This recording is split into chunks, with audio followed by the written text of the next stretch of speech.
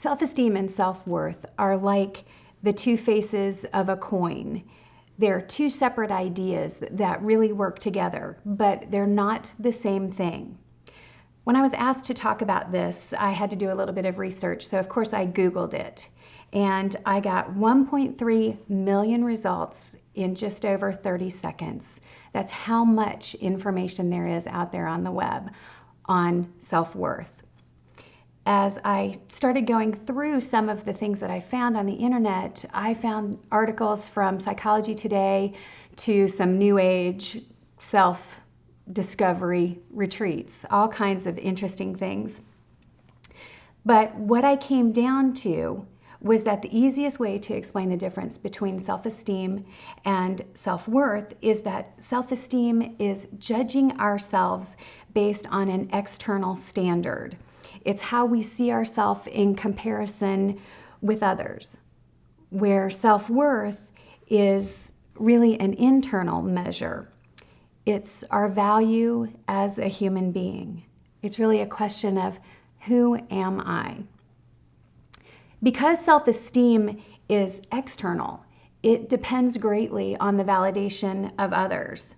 How do I see myself in comparison with people? Am I good enough? What I found interesting was that we get our first taste of self-esteem being under attack in the book of Genesis. It's actually about halfway through the creation story.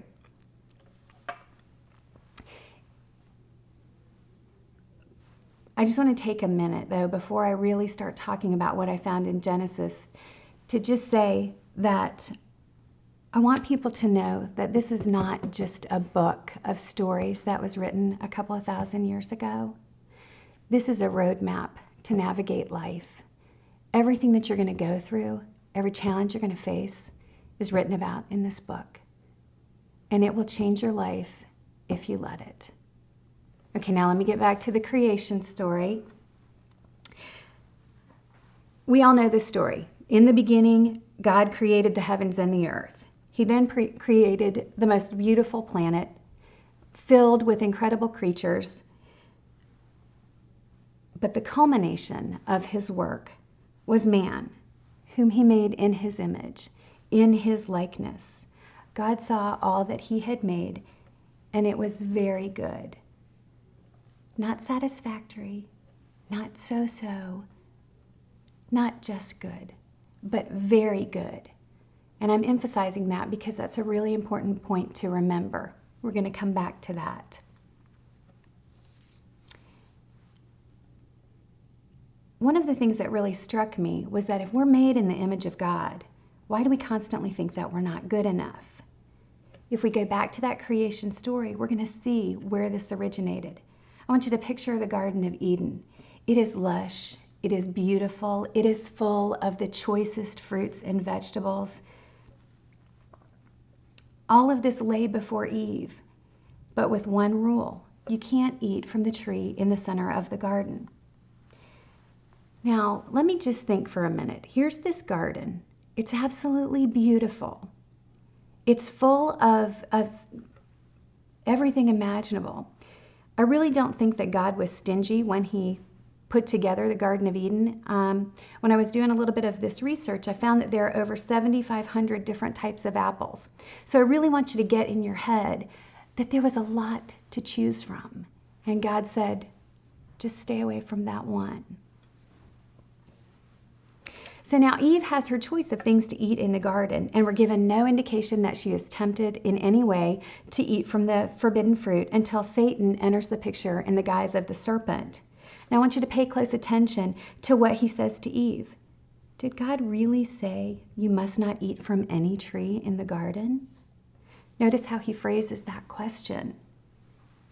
It included all of the trees, not just the one.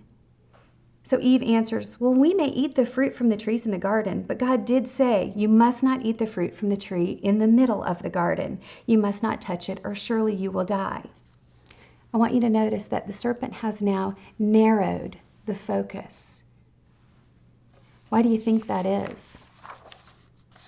What Satan has done through the serpent is to sow the seeds of discontent in Eve's mind. Her focus is no longer on the bounty around her, but on the one thing that she cannot have. She's no longer content with what she does have. Now we know the rest of the story. She eats the fruit, she brings Adam in on it, and bam, here we have the fall of man. They get kicked out of the garden, and we live in a sin-soaked, fallen world. What really interested me about this was the why of Eve's choice and how it plays out in our life. Satan tells Eve, "Surely you will not die, for God knows that when you eat of it, your eyes will be opened, and you will be like God, knowing good and evil." This is where the external force has been applied to Eve. She's now trying to live up to the world's expectations as defined by Satan. Here we have our first instance where good is not enough. It's all about how Eve feels about herself.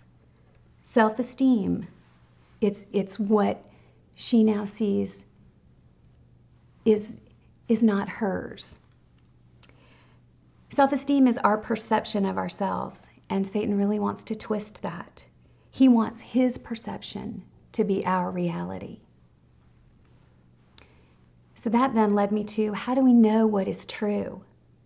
What people perceive is usually what they believe, and it's based on what they see, hear, think, and feel. But consider this, reality may not be what we think. The King James Version of 1 Corinthians 13:12 says, "For we now see through a glass darkly." I love that line, through a glass darkly. It's very poetic. To see through a glass darkly means to have an obscured or an imperfect vision of reality. The New International Version translates that same verse as, "Now we see but a poor reflection as in a mirror." I think this speaks to our self-esteem because we cannot see ourselves as we really are. That full verse says, "Now we see but a poor reflection as in a mirror, then we shall see face to face. Now I know in part, then I shall know fully, even as I am fully known." Paul speaks of knowing fully, but that won't happen until we meet Christ face to face. Until then, we must contend with this life and with this world. We see through the glass darkly. Our vision is obscured. We are constantly being bombarded by the world's messages, and it's an all-out assault. And it's a skewed perception. So my question for you is, what skews your perception? Is it the internet? Is it TV? Movies? The newspaper? Magazines? Think about the volume of advertising that we're subjected to in a single day. According to a major marketing firm, a person living in a city sees up to 5,000 ad messages in a day. I think that's frightening. We must learn to process that myriad of information we're exposed to through a truth filter, and that filter is the Word of God. As we attempt to be something other than what God has created, we set ourselves up to be disillusioned and disappointed. It comes back to what we allow to color our judgment. If we know what God has to say about who we are in Him, then it makes it easier to spot the lies that are being heaped upon us. 1 Samuel 16:17 says, "The Lord does not look at the things that man looks at. Man looks at the outward appearance, but the Lord looks at the heart." Now Samuel was writing about David, King David, the boy who would become king. The Lord was warning Samuel not to judge on appearance alone. When we judge by the outward appearance, it's easy to overlook spectacular individuals.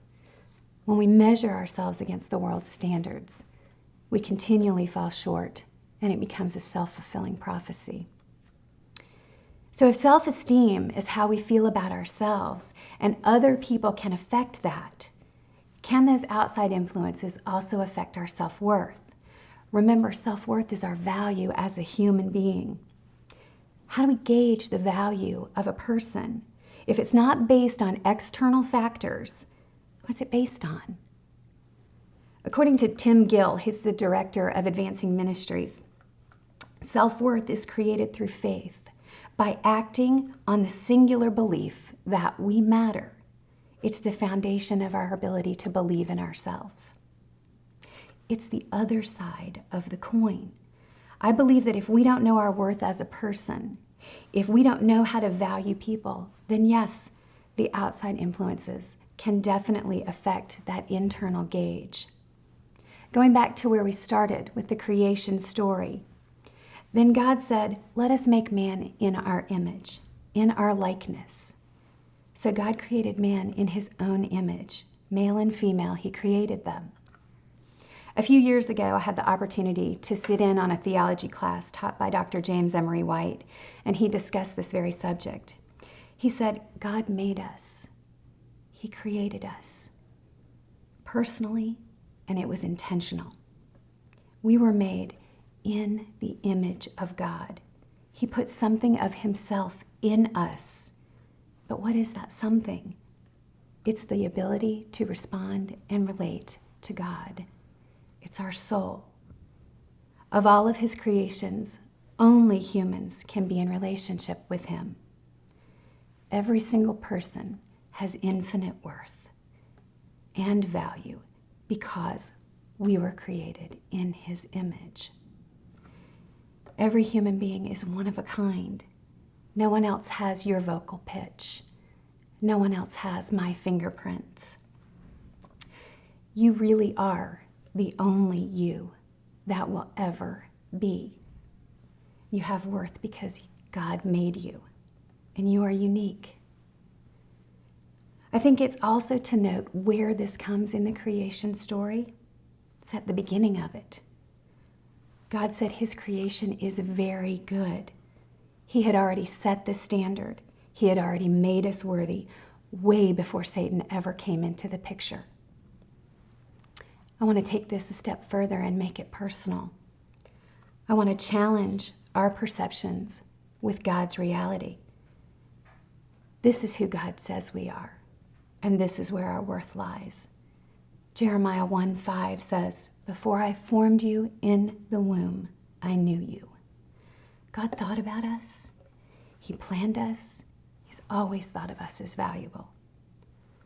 Psalm 8:3-5 says, when I consider your heavens, the work of your fingers, the moon and the stars which you have set in place, what is man that you are mindful of him, the Son of Man that you care for him? You made him a little lower than the heavenly beings and crowned him with honor and glory. Ponder that. God created us. He made us a little lower than himself and the angels. We bear the stamp of the Creator. Psalm 139:13 says, for you created my inmost being. You knit me together in my mother's womb. God's character goes into the creation of every person. We are created in his image. He has a plan for us using the gifts and talents that are ours alone. As a woman who's had an abortion, I understand what it is to use the world's standards as my gauge. To some, I was simply exercising my right to choose. It's my body, it's my life, and this is really not part of my plan. At that point in my life, I was making decisions based on external forces, those things that would affect how I felt about myself. I did not understand my value as a person, much less the value of the child that I was carrying. I was motivated by fear and panic, and quite honestly, by selfishness. Until I understood that I was created in the image of God, I did not know my worth.